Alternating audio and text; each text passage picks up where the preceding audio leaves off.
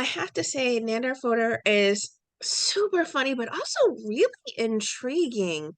Where did the idea for making this into a film come from? It was kind of a two-part process. I heard the sort of basic story of Nandor and the Irvings and Jeff about 10 years ago on the radio, and I was just so like intrigued by it and blown away and was like, yo, like I got to write a script about this talking mongoose. But then it wasn't until much later when I kind of like sort of some life experiences happened and married themselves to that narrative where I was like, okay, because I never wanted to write just like a straight biopic that didn't interest me that much. But so it was kind of that synthesis of how using that sort of strange comedic story to house this deeper message.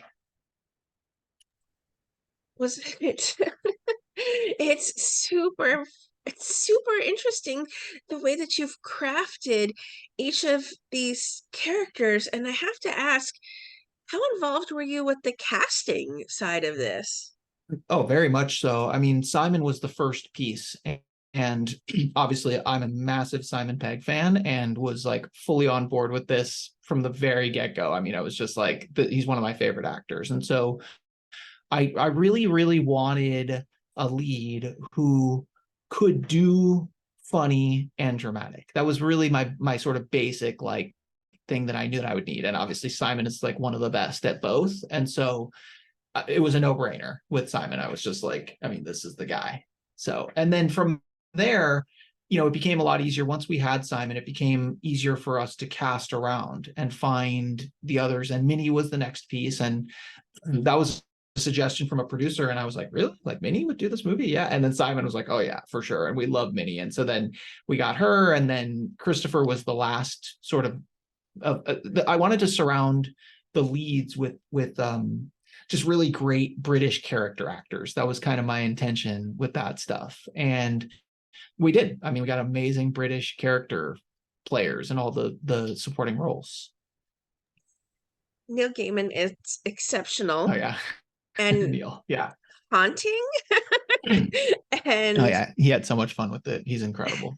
I was going to ask, how much room did you give him as far Oh, as I said, improv do or what you want, maybe? man. Oh yeah. No, I told him he read the script and he really liked it, which was sort of a just a incredible moment for me because this is a writer that I've admired my whole life and is one of my idols, quite frankly. And so when through a sort of very strange sequence of events, someone was like, Neil could voice Jeff. I was like, oh my God, yes. And so I went out to upstate New York and I recorded it with him. And he's lovely, a beautiful, amazing man. And I told him, yeah, just, I mean, do your thing. Like, there's no shame, man. Just do this as crazy as you want. And he said, okay, great. And so that's what we did.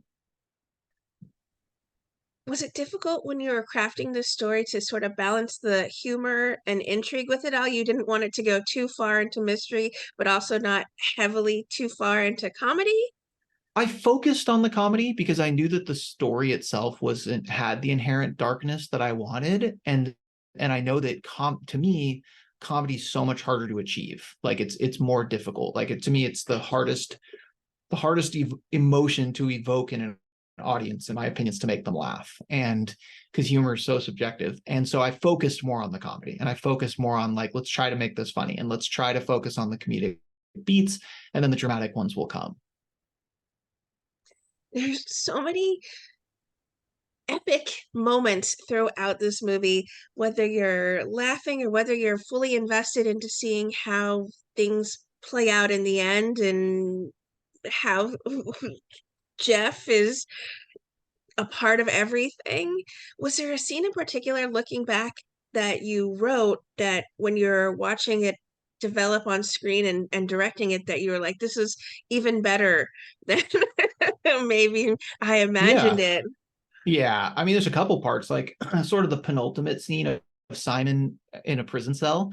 His performance was just so good, and he really got it, and he portrayed it exactly the way that I had written it, and it was so perfect. And then, the character of Anne, Minnie's character, Minnie brought so much life to it that wasn't necessarily even in the script. She was so funny, and it was not written as this like comedic role, but she brought so much humor to that role that made me so happy, because it just like, she really is hilarious, and it made the movie funnier, it made their dynamic, their relationship funnier.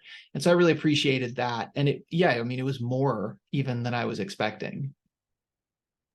I think mine is when you when Simon is told that Jeff is on the phone for him, and you zoom in on his face, and it's a mix of, oh my gosh, is this Yeah. real? But also, Yeah. I need to be talking to Jeff.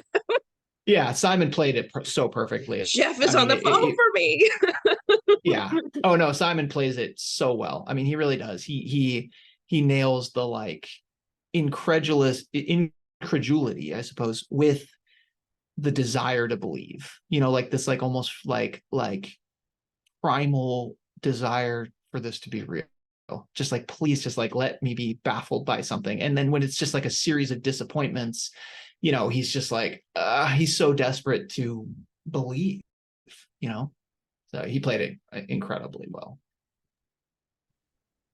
Were there specific scenes in that maybe challenged you the most when you were bringing them to life? Well, yeah, I mean, from a production perspective, the scene at the cave was gnarly because it was so cold and it was so windy and so rainy. And I watched that scene, and I watched it at the premiere, and I was just shocked at how good it looks and how perfect it turned out, because it was a nightmare. I mean, it was so cold and so rainy, and that cave was a cave. I mean, that was not a set. So it was cold and damp and dripping and slippery. And I just look at it, I'm like, okay, nobody got hypothermia, nobody broke their neck, you know, that how, like, it was incredible, you know. And so that was definitely the most challenging day of filming for sure. I was going to ask what it was like you having to light that.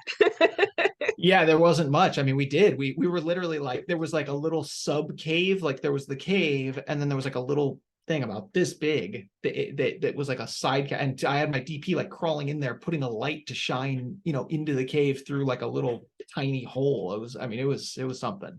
So What do you hope lingers with people who explore this film? Is it let yourself believe? Is it dare to question? Is it just give yourself a good giggle, but also invest in this incredible mystery?